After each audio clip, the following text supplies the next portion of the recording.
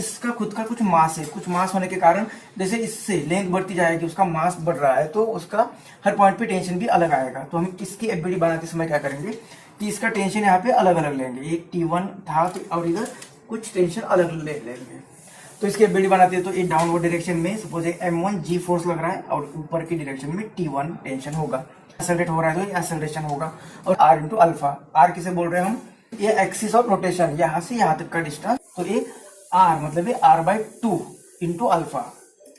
ये नीचे आ रहा है सपोज, मतलब इस डायरेक्शन में आ रहा है तो ये ऊपर चला जाएगा, तो ये एक्सेलरेशन यहाँ पे इसका इधर होगा और ये कितना होगा R अल्फा। तो ये R कौन सा, इतना R/2 और ये अल्फा ये इतना, तो ये नीचे आ रही है तो ये M1 G डाउनवर्ड डायरेक्शन और माइनस ऊपर की डायरेक्शन में कुछ फोर्स कम कर रहा है तो ये T1 होगा, इतना रिजल्टेंट फोर्स होगा इज इक्वल टू इसका मास इनटू एक्सेलरेशन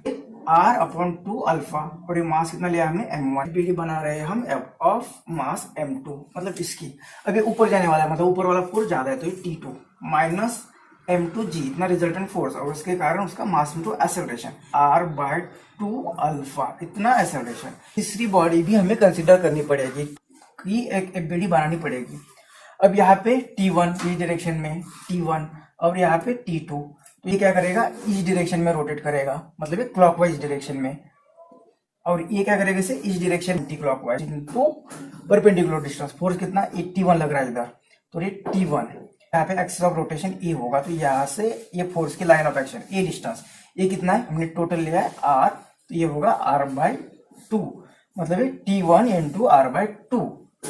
ये T2, तो दोनों का सब्ट्रैक्शन रिजल्टेंट टॉर्क होगा इस बॉडी पर, वो इक्वल टू क्या आएगा रिजल्टेंट टॉर्क, वो कितना होता है I अल्फा। इस बॉडी का moment of inertia about the axis passing through centre and perpendicular to this plane, वो कितनी होती है, वो होता है mL²/12। बीडी ऑफ रॉड बना रहे हैं, बीडी ऑफ रॉड m²/12। अब एक आर के लिए इसका स्क्वायर चला जाएगा और 2 के कारण यहाँ पे 6 आ जाएगा। ऐड करने के बाद क्या मिलेगा, माइनस T1 और ये प्लस T1 ये गायब होगा और ये प्लस और ये माइनस गायब होगा, तो लेफ्ट साइड में क्या बचेगा M1G minus M2G, right side में ये सब टर्म्स बचेगी, इधर बचेगा M और एक R/अल्फा और अपन 2/अल्फा। तो यहाँ पे अल्फा हमें मिल जाएगा इस इक्वेशन से, ये G कॉमन भी लेते हैं तो ये M1 माइनस M2 और G कॉमन ले लिया बाहर और ये टर्म यहाँ पे आके डिवाइड करेगी तो ये आएगा और 2 मल्टीप्लाई करेगा, तो अब वैल्यू पुट करते हैं तो ये अपॉन 3